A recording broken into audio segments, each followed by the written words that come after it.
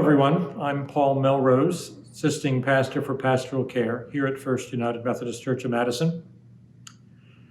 I ran across a book about a year ago as we were entering into Lent and Holy Week. And with the pandemic on, we were looking at different ways to resource ourselves and to provide material both for worship and devotions. And I happened upon a book that had just been published then by one of my favorite contemporary authors, John Meacham.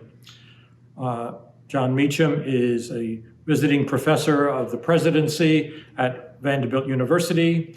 He is one of the new, I think he's the chair of a newly formed group of scholars and religious thinkers at Washington National Cathedral.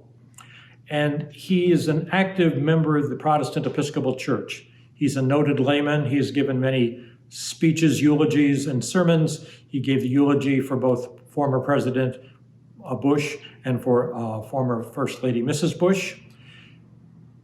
Amongst his other writings is The Soul of a Nation, which I have just found absolutely important for this time in our national and religious history. And more particular for today, he wrote a collection of essays, brief meditations, under the title, The Hope of Glory, Reflections on the Last Words of Jesus from the Cross. And today I'd like to share his reflection on the third word, which is, Woman, behold thy son, behold thy mother, found in John 19, 25-27.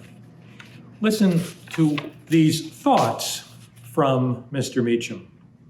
When Jesus commends his mother to the care of John, the beloved disciple, he is at one level taking care of a bit of important housekeeping, arranging the world he is leaving as best he could.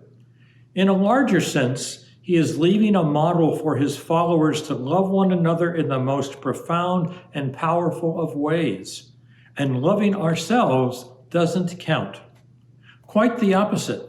A young woman once wrote John Henry Newman a letter seeking personal spiritual counsel. Newman's reply was pointed, probably unexpectedly so.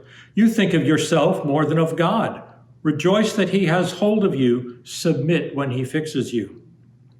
This is a fundamental call to fix our eyes not inwardly, but outwardly, on one another and ultimately on the cross. Every hour we think of ourselves, of getting and spending, we not only lay waste to our own powers, but cut ourselves off from the events of Good Friday and of Easter. And to cut ourselves off from those events is to fail to take advantage of all the possibilities of humanity and all the possibilities of love. The charge to John to care for Mary is a reminder that we must, as the Epistle of James puts it, be doers of the word and not hearers only. The gospel injunction about how we are to conduct ourselves in this world is clear. As Jesus says in Matthew, then the king will say to those at his right hand, Come, O blessed of my Father, inherit the kingdom prepared for you from the foundation of the world. For I was hungry and you gave me food. I was thirsty and you gave me drink. I was a stranger and you welcomed me. I was naked and you clothed me. I was sick and you visited me. I was in prison and you came to me. Then the righteous will answer him, Lord, when did we see thee hungry and feed thee, or thirsty and give thee drink? And when did we see thee a stranger and welcome thee, or naked and clothe thee? And when did we see thee sick or in prison and visit thee? And the king will answer them, Truly I say to you, as you did it to one of the least of these my brethren, you did it to me. The point is then underscored. Then he will say to those at his left hand, Depart from me, you cursed, into the eternal fire prepared for the devil and his angels. For I was hungry, and you gave me no food. I was thirsty, and you gave me no drink. I was a stranger, and you did not welcome me, naked, and you did not clothe me, sick and in prison, and you did not visit me. Yet, we must be mindful, too, that the mystery of the church is about both faith and works. To do good, but to forego belief in the efficacy of the cross is surely better than doing no good at all. The point of Good Friday, however, is that we are invited into a mode of life that offers us a new way of seeing both the temporal and the transcendent. The story of Jesus is a guide and a gate. It urges us to do unto each other as we would have others do unto us, and in so doing we are drawn even closer to the cross, the emblem of unselfish love. We are free to decline the invitation, of course, and many do. But the invitation is still there, forever open. Come and see, Jesus said to those who would become his disciples at the beginning of his ministry. Come and see. Why not come and see? Why not, to borrow another image from the New Testament, take the advice of the epistle to the Philippians, which offered is, finally, brethren, whatever is true, whatever is honorable, whatever is just, whatever is pure, whatever is lovely, whatever is gracious, if there is any excellence, is there anything worthy of praise, then think about these things.